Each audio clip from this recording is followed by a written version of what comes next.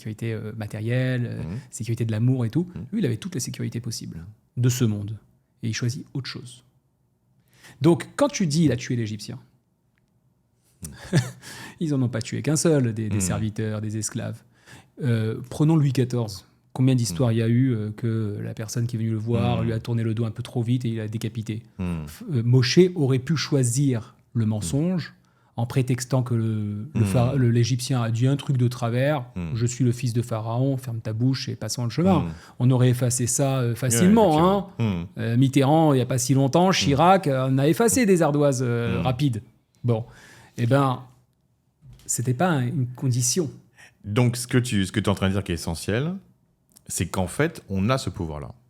C'est-à-dire, alors c'est quelqu'un de très puissant, le pouvoir de sortir de l'esclavage. Ah oui. Voilà, on a ce pouvoir-là. Coûte cher, hein. Ça coûte cher. Ça coûte cher. Mais souvent, les gens, ils sont poussés. Moi, j'ai pensé, et j'ai mal interprété, que Moïse y avait été poussé par l'assassinat, à cause de l'assassinat de cet Égyptien. Mais en fait, tu me dis non. Il aurait pu être camouflé et il aurait pu s'en sortir.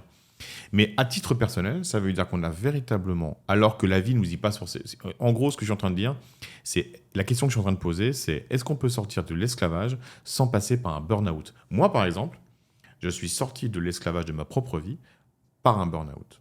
C'est-à-dire qu'en fait, la vie ne m'a plus laissé le choix. Raconte-nous. Tu es d'accord ? Ouais, bien sûr, bien sûr. Bah moi, j'ai été élevé dans une famille où le divin était devenu, soit il n'existait pas, soit il était mauvais. Ok.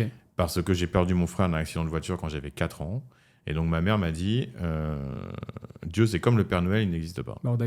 Ok. Voilà. Alors qu'avant cet accident, on faisait Shabbat. Mais moi, je ne m'en souviens plus parce qu'ils ont arrêté de faire Shabbat. J'ai compris. Après le décès. Je me suis, moi, du coup, j'ai eu une vie uniquement matérielle qui me mène à un burn-out quand j'ai une trentaine d'années. C'est-à-dire plus aucun sens, rien de guéri. Entre-temps, j'ai perdu mon père, incapable de passer à autre chose. C'est quelque chose d'enfoui, une terrible bombe à retardement.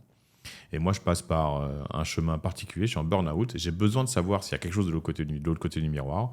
Et je vais prendre de l'ayahuasca, pour ceux qui connaissent. Donc, c'est une substance hallucinogène très puissante. Naturelle. Naturelle. Il faut le souligner. Naturelle, avec un chaman.